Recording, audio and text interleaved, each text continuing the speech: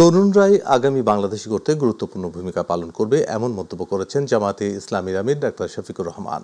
সকালে বাংলাদেশ চীন মৈত্রী সম্মেলন কেন্দ্রে ছাত্র শিবির আয়োজিত ডাকসুর নির্বাচিত প্রতিনিধিদের সংবর্ধনা অনুষ্ঠানে কথা বলেন তিনি। জামাত আমির বলেন, যে তরুণরা দুর্বার আন্দোলনের মধ্য দিয়ে পর্বত সমান হস্তিকে দেশ থেকে তাড়িয়েছে, তারাই আগামীর বাংলাদেশ বিনির্মাণে ভূমিকা রাখবে।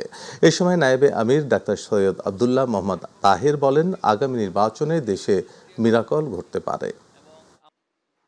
তোমরা পেরেছ একটা পর্বত প্রমাণ, একটা হস্তিকে তোমরা এই সমাজ থেকে তাড়াতে পেরেছ। তোমাদের নেতৃত্বেই সেটা সফল হয়েছে।